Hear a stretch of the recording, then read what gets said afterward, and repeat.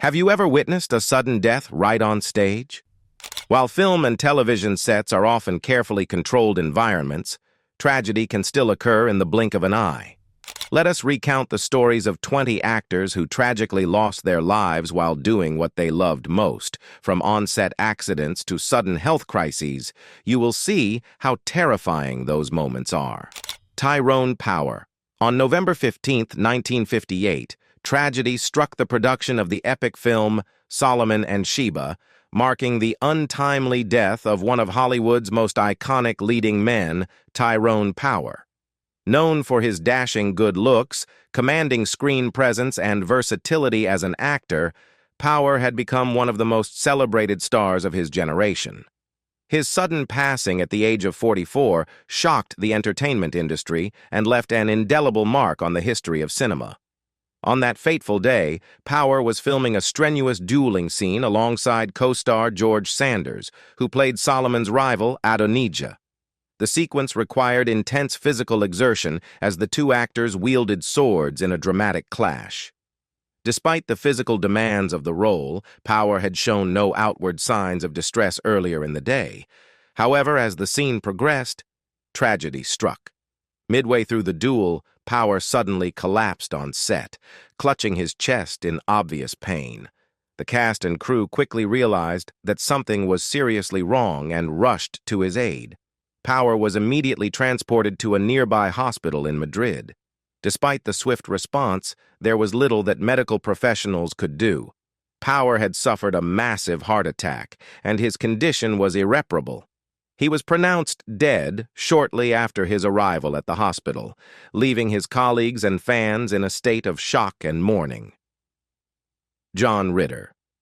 Tragically, Ritter's life was cut short on September 11, 2003, during rehearsals for the second season of 8 Simple Rules. He suddenly fell ill, experiencing symptoms such as severe chest pain, excessive sweating, and vomiting. Initially diagnosed as a heart attack, Ritter was rushed to Providence St. Joseph Medical Center in Burbank. However, further testing revealed that he was suffering from an aortic dissection, a rare and life-threatening condition where the inner layer of the aorta tears, allowing blood to flow between the layers of the artery wall and causing the aorta to rupture. Despite emergency surgery, Ritter passed away later that evening. He was 54 years old. Ritter's unexpected death sent shockwaves through Hollywood and his vast fan base. Colleagues and friends remembered him as a kind, generous, and immensely talented performer. His passing also drew attention to aortic dissection, a condition often misdiagnosed due to its similarity to heart attack symptoms. His family, including his widow, actress Amy Yazbek, and his children, established the John Ritter Foundation for Aortic Health to promote awareness, research, and early detection of aortic conditions. John Candy. Despite his success, John Candy faced personal struggles that weighed heavily on him. His large frame, coupled with a family history of heart disease, posed significant health risks. He had long struggled with his weight and the pressures of maintaining his status as a comedic icon in Hollywood. Over the years, he battled various health issues exacerbated by smoking, periods of heavy drinking, and past drug use. These factors, combined with the relentless pace of his career, took a toll on his physical well-being. By the early 1990s, Candy sought to diversify his roles, venturing into producing and taking on more dramatic parts. However, his final project, the Western comedy Wagons East, 1994, would mark the untimely end of his career. Filming on location in Durango, Mexico, Candy was reportedly under significant stress, both from the physical demands of the production and the emotional burden of being away from his family. Those who worked with him recalled his warmth and dedication, but they also noticed signs of fatigue. On the evening of March 4, 1994, Candy had finished filming his scenes for the day and returned to his trailer. Ever the devoted family man, he took time to call his children, expressing his love for them before retiring for the night. Tragically, Candy suffered a massive heart attack in his sleep and passed away at the age of 43. His death sent shockwaves through Hollywood and devastated fans around the world who had come to love his larger-than-life presence and boundless humor. Wagons East was released posthumously, but the film failed to capture the magic that Candy brought to his most memorable roles. Despite its critical reception, Candy's legacy remained untarnished. His contributions to comedy and film are remembered not just for their humor, but also for their humanity. He was more than a comedian. He was a storyteller who could make audiences laugh, cry, and feel deeply connected to his characters. Hollywood paid tribute to Candy in various ways, with fellow comedians and co-stars sharing heartfelt memories of his kindness and generosity. Steve Martin, his co-star in Planes, Trains, and Automobiles, described him as a brilliant actor and a marvelous man. Vic Morrow. The tragic death of Vic Morrow on the set of Twilight Zone. The movie stands as one of the darkest and most harrowing moments in Hollywood's history. On July 23, 1982, during the filming of a segment directed by John Landis, Morrow, along with two child actors, Micah Dinley and Renee Chen, lost their lives in a horrific accident that would not only shock the film industry, but also lead to widespread legal and safety reforms. The incident remains a cautionary tale about the dangers of on-set filmmaking and the importance of prioritizing safety during production, particularly when dealing with pyrotechnics, helicopters, and child actors. The segment of Twilight Zone, the movie that Morrow was filming titled Time Out, was a tense and action-packed sequence that took place in a Vietnam War setting. Morrow's character, a bigoted man named Bill Connor, is magically transported back in time to experience the horrors of war firsthand. The sequence was designed to evoke the chaos and violence of the war, with Morrow's character attempting to rescue two Vietnamese children from a war-torn village. The scene involved the use of a helicopter flying low overhead, accompanied by explosions meant to simulate the devastating effect of combat. The combination of these elements, live pyrotechnics, helicopters, and actors performing in the midst of it all, created an atmosphere of high tension and risk. Unfortunately, the carefully choreographed scene was marred by a catastrophic accident. As the helicopter flew over the scene, a miscalculated pyrotechnic explosion went terribly wrong. The force of the explosion caused damage to the helicopter's rotor, which in turn led to a fatal crash. The helicopter fell onto the actors below, Morrow and the two children, who were positioned in close proximity to the aircraft. Tragically, all three were killed on impact. The deaths were instantaneous, and the scene was particularly devastating because it involved the death of two young children, Micah Dinley, aged 7, and Renee Chen, aged 6. The incident occurred during the night, with the cast and crew unaware of the severity of the situation until they discovered that the helicopter had crashed. The accident sent shockwaves through the production and the industry, as the horrific nature of the event was only compounded by the fact that child actors were involved in the tragedy. The fallout from the incident was swift and severe. There was widespread outrage, both within the film industry and among the general public, over the negligence and apparent disregard for safety protocols that led to such a devastating accident. The deaths of Morrow and the children prompted an intense investigation by authorities, which revealed several serious breaches of safety on the set. Specifically, the helicopter was flown too low, and the pyrotechnic explosions were not adequately controlled. The child actors were also placed in harm's way, positioned dangerously close to the helicopter when it was in motion. In the aftermath of the accident, John Landis, the director of the segment, was brought to trial, along with several other members of the film's production team. Landis was charged with involuntary manslaughter for his role in the deaths, alongside associate producer George Folsey Jr., helicopter pilot Dorsey Wingo, and others. The case became a highly publicized and emotional trial, with both the defense and prosecution offering differing accounts of the events leading up to the crash. The defense argued that the accident was an unforeseen tragedy and that Landis had not intended for any harm to come to the actors. However, the prosecution contended that the film's production team had acted recklessly and negligently, pushing the limits of what was safe in order to achieve the dramatic effect of the scene. In the end, Landis and the others were acquitted of the manslaughter charges, but the trial led to significant changes in Hollywood's approach to on-set safety. Adolph Caesar. Adolph Caesar's untimely death at the age of 52 on March 6, 1986, while filming Tough Guys in California, shocked the entertainment world and left many wondering what more he could have accomplished in his career. By the time of his death, Adolph Caesar was at the height of his career, garnering attention for his versatile performances across film, television, and stage.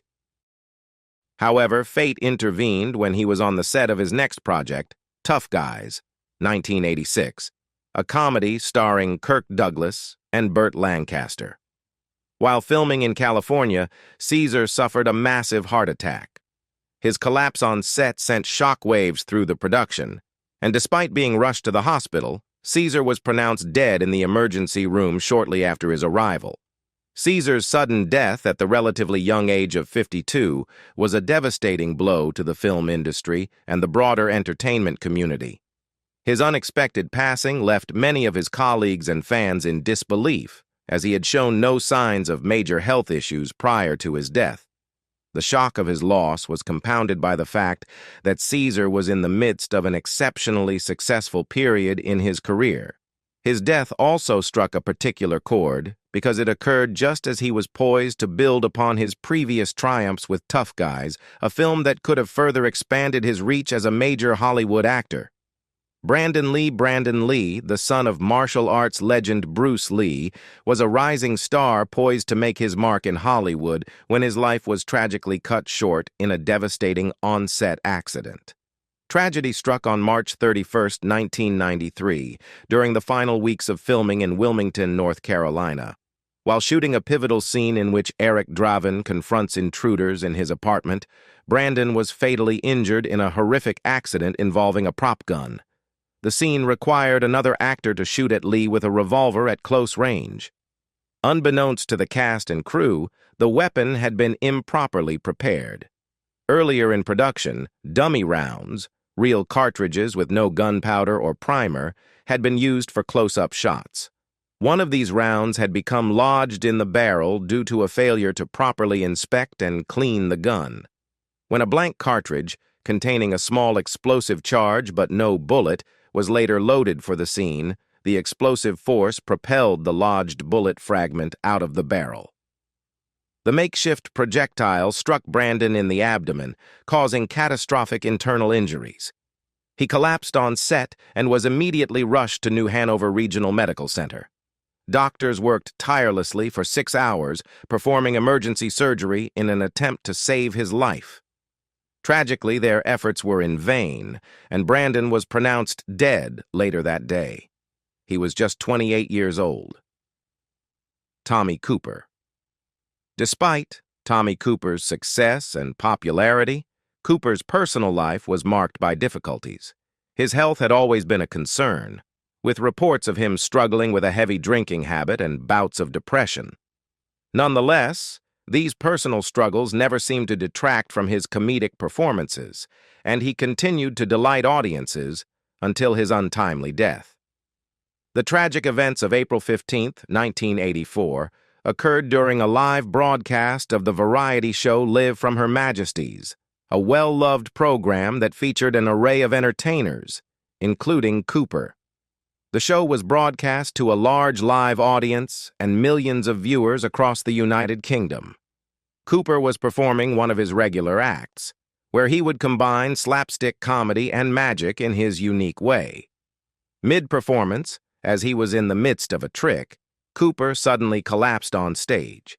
At first, the audience and crew believed his fall to be part of his routine. His humor often involved exaggerated physical gags and his tricks were designed to end in failure, so the collapse seemed in line with the rest of his act. However, reality soon struck as Cooper failed to get back up. The audience, initially unsure of whether this was part of the act or something far more serious, soon realized that something was wrong. Cooper was rushed backstage, but it became clear that he had suffered a fatal heart attack.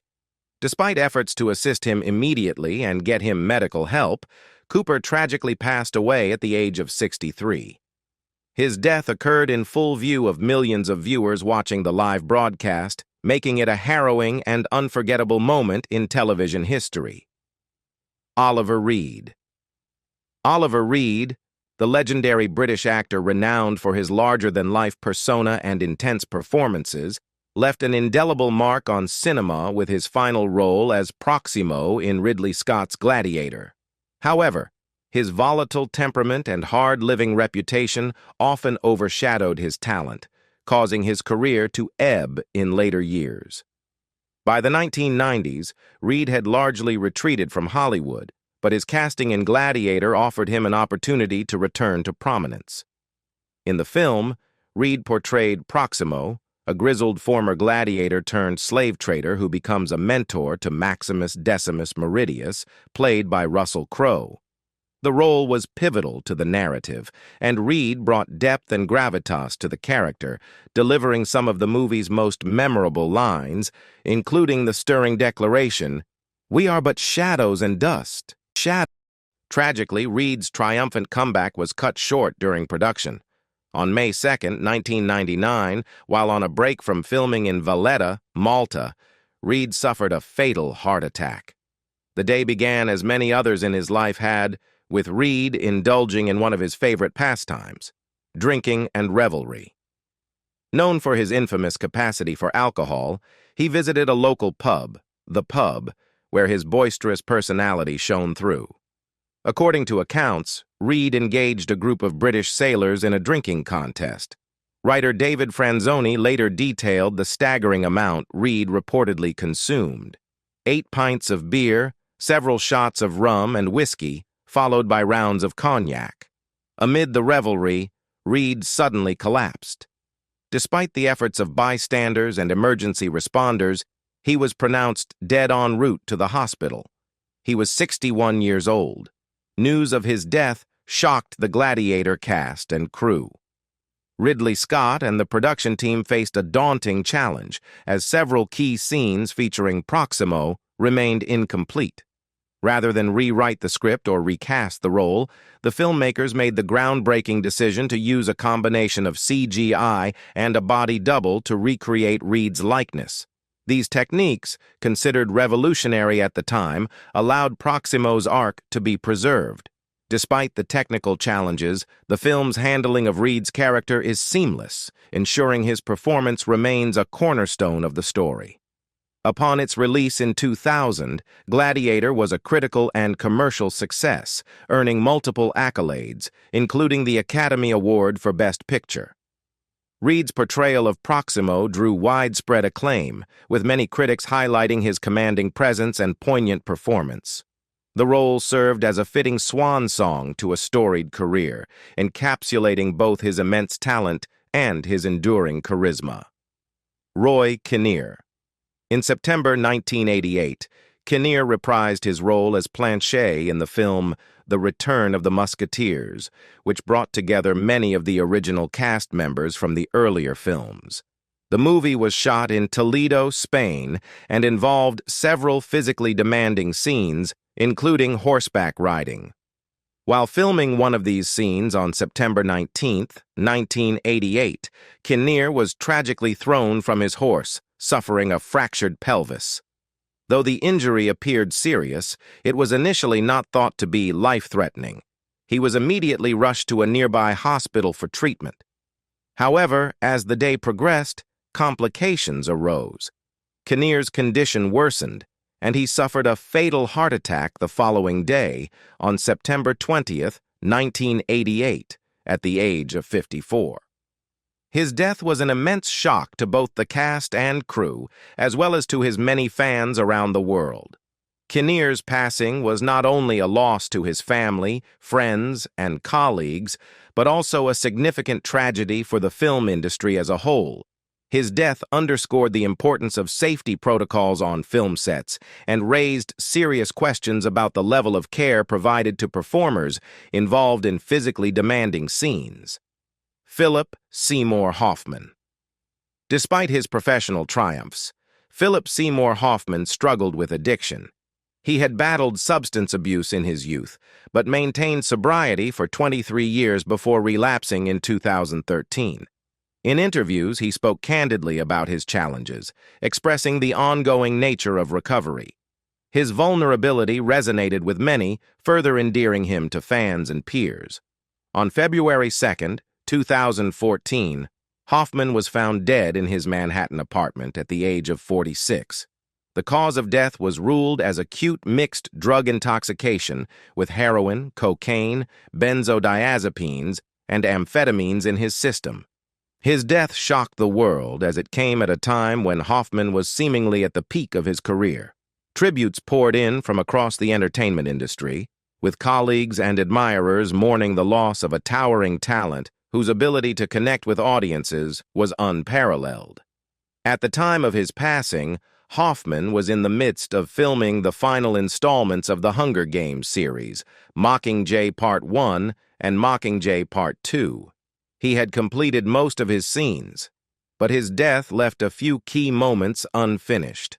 Rather than resorting to digital recreations or extensive rewrites, the filmmakers adapted the remaining scenes to preserve the integrity of Hoffman's performance, ensuring that Plutarch Heavensbee remained an integral part of the story. Hoffman's death underscored the devastating impact of addiction, prompting a renewed dialogue about mental health and substance abuse in the entertainment industry and beyond. His passing was not only a profound personal loss, but also a loss to the world of art, where his unparalleled talent had left an indelible mark. Gareth Jones. On the evening of November 30th, 1958, tragedy struck during the live broadcast of Underground, a play featured in the British anthology series Armchair Theatre. The situation unfolded between scenes during the live performance. As was customary during live television broadcasts, there were brief breaks between acts. During one such break, Jones, who was off camera, suddenly collapsed, suffering a massive heart attack. The cast and crew were unaware of the gravity of the situation at first. Given that Jones's character was supposed to die of a heart attack, the actors on set initially assumed that Jones was simply staying in character, even though he had fallen silent and unresponsive between scenes. Without missing a beat, the cast quickly improvised their lines to cover his absence. In the intense and high-pressure environment of live television, actors often had to think on their feet to keep the performance going smoothly. Thus, the show continued on without the audience or the performers realizing the tragic turn of events. The live broadcast of Underground aired as scheduled, and the audience at home saw a seamless continuation of the performance, unaware of the heart-wrenching tragedy that had occurred behind the scenes. The play's narrative, already focused on themes of survival and human frailty in the wake of catastrophe, took on an eerie poignancy given the real-life events unfolding in the studio. However, the true extent of the situation was not revealed to the cast until after the broadcast had concluded. Only after the show had aired did the performers and production team learn of Jones's tragic death. The news came as a shock to everyone involved. Jones had not merely been playing a character who suffered a heart attack on stage. He had, in fact, suffered a fatal heart attack while performing live in a cruel twist of fate that mirrored the scripted events of the play. Art Scholl. On September 16, 1985, while working on the film's aerial sequences near Carlsbad, California, Art Scholl was executing a particularly challenging maneuver, a highly technical inverted flat spin. This stunt was crucial to a scene in the film, and Scholl was known for his skill in performing such complex aerial tricks. However, during the maneuver, Scholl radioed to the crew that he was experiencing a problem and that he was unable to recover from the spin. Despite his extensive training and experience, Scholl's aircraft, the Pitts S-2, spiraled out of control and plunged into the Pacific Ocean. A massive search operation was immediately launched, but despite the best efforts of the Coast Guard and other search teams, neither Scholl's body nor the aircraft were recovered. The exact cause of the crash has never been determined, though some speculate that mechanical failure, a misjudgment of the maneuver, or unexpected weather conditions could have contributed to the accident. The loss of Scholl was devastating to the production of Top Gun, which was in the midst of filming some of its most thrilling aerial shots. Scholl's death marked a tragic turning point in the making of the film, and the filmmakers were forced to adjust to the loss of their key aerial cinematographer, Heath Ledger. At the time of his passing, Heath Ledger was in the midst of filming The Imaginarium of Dr. Parnassus, a surreal fantasy directed by Terry Gilliam. The film's production, already complex due to its imaginative narrative, was thrown into uncertainty by the actor's untimely death. Ledger's role as Tony, a mysterious outsider with ties to the magical world of Dr. Parnassus, was central to the story, leaving the filmmakers with the challenge of completing the film without him. Ledger's death was later ruled an accidental overdose caused by a lethal combination of prescription medications, including painkillers, anti-anxiety drugs, and sleeping pills. It was reported that Ledger had been struggling with insomnia and exhaustion, particularly in the months leading up to his death. The intense physical and emotional demands of his role as the Joker in The Dark Knight had taken a toll, with the actor reportedly immersing himself so deeply in the character that he found it difficult to detach. In an interview prior to his passing, Ledger described how playing the anarchic villain left him sleepless and mentally drained, though he also expressed pride in the performance. The news of Ledger's death sent shockwaves through Hollywood and the wider world, with fans and colleagues mourning the loss of an actor whose talent seemed boundless. Director Terry Gilliam and the cast of The Imaginarium of Dr. Parnassus were left grappling with how to proceed. Rather than abandon the project, Gilliam devised a creative solution to honor Ledger's contribution. He restructured the story, introducing dreamlike sequences in which Ledger's character was portrayed by three other actors, Johnny Depp, Jude Law, and Colin Farrell. This approach not only allowed the film to be completed, but also served as a heartfelt tribute to Ledger's artistry, with each actor donating their earnings from the film to Ledger's young daughter, Matilda. Red Fox. Red Fox's tragedy struck on October 11, 1991, during a rehearsal for the royal family at the Paramount Studio soundstage.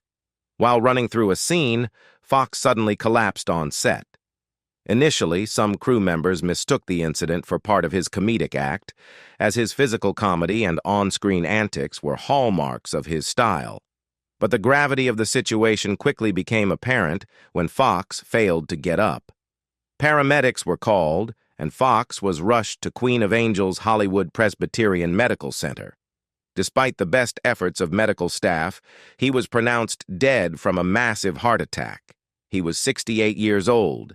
His sudden death stunned his colleagues, friends, and fans worldwide, marking a heartbreaking end to a remarkable career. The entertainment industry mourned the loss of one of its brightest stars.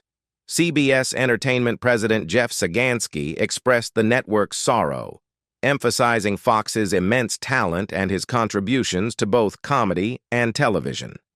Della Reese, his co-star and close friend, was devastated by the loss, describing Fox as a comedic genius and a deeply compassionate individual. Martha Mansfield. The tragic incident that claimed the life of actress Martha Mansfield unfolded on November 30, 1923, during the filming of The Warrens of Virginia, a silent film set during the American Civil War. The production was taking place in San Antonio, Texas, where the cast and crew were working to recreate the historical drama.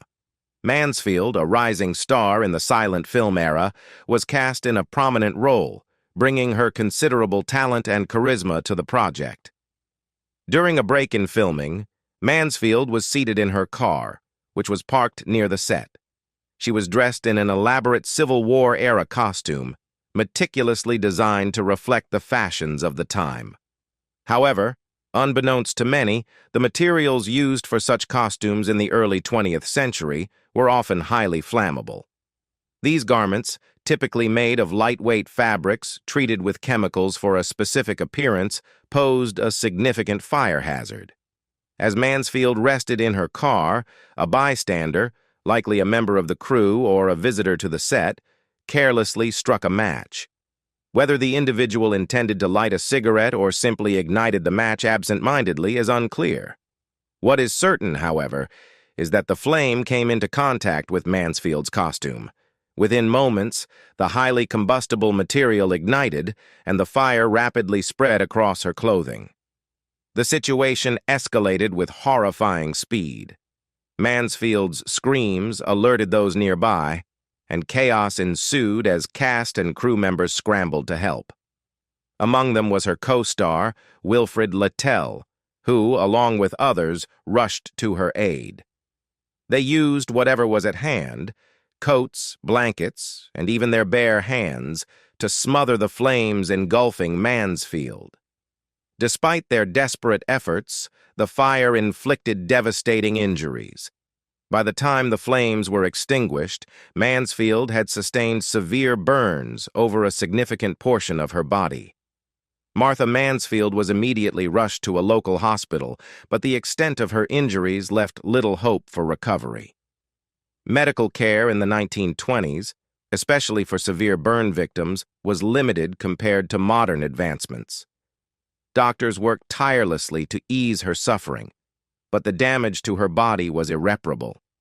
She succumbed to her injuries the following day, on December 1st, 1923, leaving behind a grieving family, colleagues, and fans. Bela Lugosi. Bela Lugosi, one of the most iconic figures in the history of cinema, is best remembered for his chilling portrayal of Count Dracula in the 1931 film Dracula, directed by Todd Browning. His performance not only defined the character for generations, but also cemented his place as a legend in the horror genre. However, by the mid-1950s, Lugosi's career had taken a dramatic downturn as he faced a combination of declining health, financial struggles, and a shift in the nature of the film industry. His later years were marked by personal and professional challenges, yet his work continued to have a profound influence on the horror genre. By the 1950s, Lugosi had struggled to find major roles in high-profile films. The era of Universal's classic monster movies, which had once brought him fame, was waning. He was no longer the dominant leading man he had once been, and his health was deteriorating. Lugosi's health issues were compounded by a long history of drug addiction, particularly to morphine, which had started to take a toll on both his physical and mental well-being. These struggles were not widely known to the public at the time, but were a persistent issue that affected his work and personal life. Moreover, his finances were precarious, and he was finding it increasingly difficult to maintain the level of success that he had enjoyed in the past. In 1956, the situation became even more challenging for Lugosi when he became involved in an uncompleted film project with director Ed Wood, who was known for his own reputation as a bad filmmaker. Wood, whose work was often considered low-budget and poorly executed, was in the process of making what was initially known as The Vampire's Tomb, a film that Lugosi had agreed to work on in a bid to regain some prominence. The project, however, was never finished, and many of the scenes shot for it were never fully developed. John Eric Hexum. John Eric Hexum tragically passed away on October 18, 1984, following a devastating accident on the set of the television series Cover Up. At just 26 years old, Hexum's death cut short what seemed to be a promising career. His accidental death has since been regarded as one of the most heartbreaking and preventable tragedies in Hollywood history, shedding light on the potential dangers of using prop guns and the risks involved in on-set safety. On the day of his death, during a break in filming a scene on set, Hexum's mood became restless as delays disrupted the schedule. During this lull, Hexum, known for his playful personality, picked up a .44 Magnum revolver that had been used as a prop on set. The gun, though loaded with blank cartridges, was not entirely harmless. Unaware of the inherent risks associated with blank ammunition, especially at close range, Hexum jokingly placed the gun to his temple and pulled the trigger, thinking the shot would be harmless. Blank cartridges, which contain gunpowder but no projectile, can still cause significant harm when fired at close proximity. The force of the discharge was more than enough to cause injury. The shockwave from the blast caused a severe wound to Hexum's temple, resulting in traumatic brain injury. Despite the immediate response of the crew, who rushed to his aid and got him to the Beverly Hills Medical Center as quickly as possible, the damage was catastrophic. Hexum underwent emergency surgery in an attempt to save his life, but the extent of his injuries was too severe. His doctors fought valiantly to stabilize him, but despite their best efforts, Hexum's condition did not improve. After being placed on life support, it became clear that there was no chance of recovery.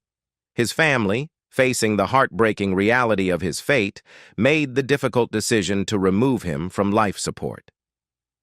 Ray Liotta. In May 2022, Ray Liotta was in the Dominican Republic filming Dangerous Waters, an action thriller directed by John Barr. The film, which revolves around a family vacation that takes a sinister turn, features Liotta in a pivotal role as the captain, a character shrouded in intrigue. Production was proceeding smoothly, and by all accounts, Liotta appeared to be in good spirits. However, tragedy struck during filming. After wrapping for the day, Liotta returned to his hotel room, where he passed away in his sleep on the night of May 25, 2022. He was 67 years old. The news of Liotta's death shocked his fans, colleagues, and the entertainment industry at large. Autopsy reports later revealed that the causes of death included respiratory failure, pulmonary edema, fluid in the lungs, and heart failure. While Liotta had not publicly disclosed any major health issues, these findings underscored the sudden and unforeseen nature of his passing. Tributes poured in from across Hollywood, with co-stars, directors, and admirers sharing heartfelt memories of working alongside the legendary actor.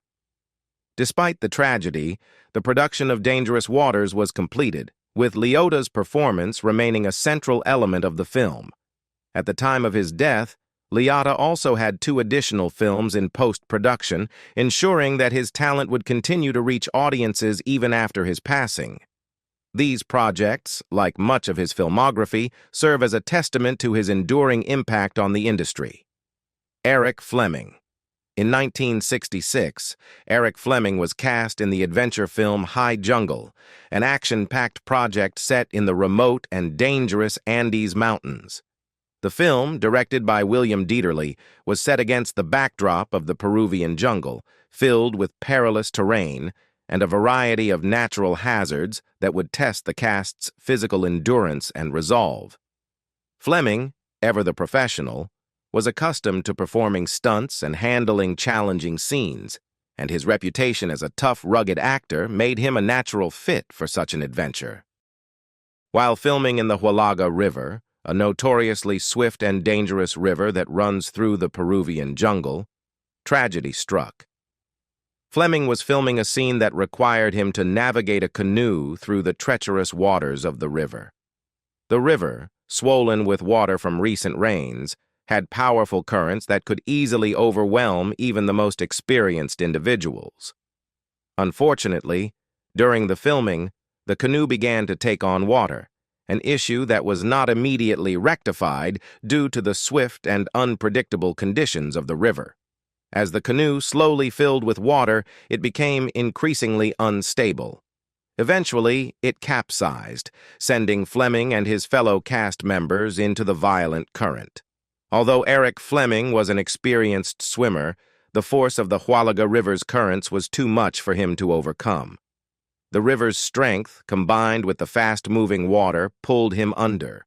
Despite his attempts to fight the current, he was ultimately overpowered by the rushing water and drowned. Tragically, at the age of 41, Fleming's life came to a sudden and devastating end. His body was never recovered, and the search efforts were unsuccessful in locating his remains. His death left a profound sense of loss, both among those who worked with him and his many fans. What do you think about the sudden deaths of these stars? Leave us your comments in the section below. We hope you have found this helpful video. Don't forget to leave a like, share, and subscribe to the channel if you like it. Thank you for watching this, and see you in the next videos. Goodbye.